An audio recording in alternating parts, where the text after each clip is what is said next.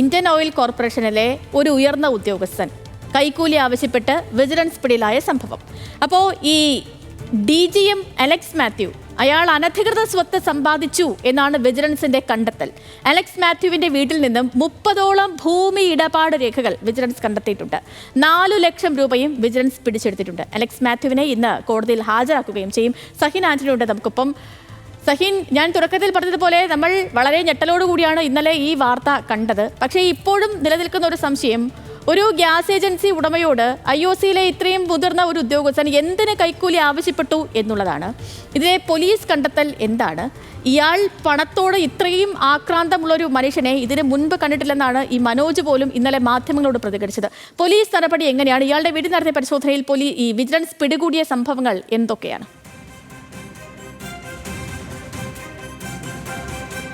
സേതു, ഇന്നലെ vigilance SP പറഞ്ഞത് കഴിഞ്ഞ ഏതാനും നാളുകളായി അലക്സ് മാത്യു വിജിലൻസിന്റെ അതായത് നിരീക്ഷണത്തിലായിരുന്നു. കാരണം ഇയാൾ വലിയ കൈക്കൂലിക്കാരനാണെന്നുള്ള അറിവ് വിജിലൻസിന് ലഭിച്ചിരുന്നു. അത്തരത്തിലുള്ള ഒരു പരാതി വിജിലൻസിന് ലഭിച്ചിരുന്നു. അങ്ങനെ വിജിലൻസ് നിരീക്ഷണത്തിലിട്ട കേരളത്തിലെ ഓഫീസർമാരിൽ പ്രധാനിയായിരുന്നു അലക്സ് മാത്യു എന്നുള്ളതാണ്. മാത്രമല്ല, നമ്മളിപ്പോൾ നിൽക്കുന്നത് അലക്സ് മാത്യു ജോലിയെടുത്ത ഇന്ത്യൻ ഓയിൽ കോർപ്പറേഷന്റെ പനമ്പള്ളി നഗറിലെ ഓഫീസിലായിരുന്നു.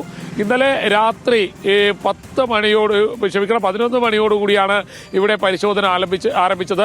അല്പനേരം മുൻപ് മാത്രമാണ് ഇവിടുത്തെ പരിശോധന അവസാനിച്ചതും. നിരവധി ഉദ്യോഗസ്ഥർ ഇവിടെ എത്തിയിരുന്നു, അവർ പരിശോധന നടത്തിയിരുന്നു. അലക്സ് മാത്യു നേരത്തെ സേതു സൂചിപ്പിച്ചതുപോലെ തന്നെ ഈ ഗ്യാസ് ഏജൻസി ഉടമയ്ക്ക് 50,000 കസ്റ്റമർ ആയിരുന്നു ഉണ്ടായിരുന്നത്. ഈ 50,000 കസ്റ്റമറെ ഇയാൾ വെട്ടിച്ചുരുക്കി 25,000 ആക്കി മാറ്റി മറ്റ് ഏജൻസികൾക്ക് ഇത് നൽകി. മാത്രമല്ല, ഈ ഗ്യാസ് ഏജൻസി ഉടമയോട് 2012 മുതൽ ഇയാൾ പണം വാങ്ങിയിരുന്നു. അത് 10,000-വും 15,000-വും ഒക്കെ ആയാണ് പണം വാങ്ങിയിരുന്നത്.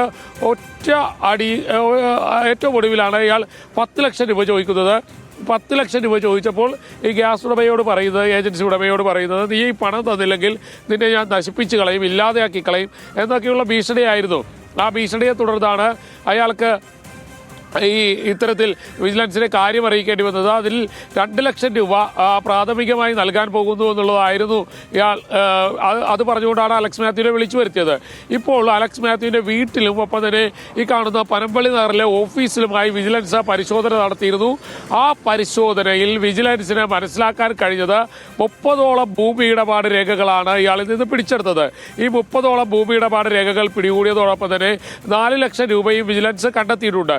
ഇയാൾ അളവിൽ കൂടുതൽ സ്വത്ത് സമ്പാദിച്ചിരുന്നതായി തന്നെയാണ് വിജിലൻസിന്റെ കണ്ടെത്തൽ. എന്തായാലും വിജിലൻസ് ഇത് സംബന്ധിച്ച് കൂടുതൽ പരിശോധനകൾ ഇപ്പോഴും നടത്തിക്കൊണ്ടിരിക്കുകയാണ്. ഓഫീസിലെ പരിശോധന അവസാനിച്ചെങ്കിലും ഇയാളുടെ വീട്ടിൽ ഇപ്പോഴും വിജിലൻസിന്റെ പരിശോധന തുടരുന്നു എന്നുള്ളതാണ് മനസ്സിലാക്കാൻ കഴിയുന്നത്.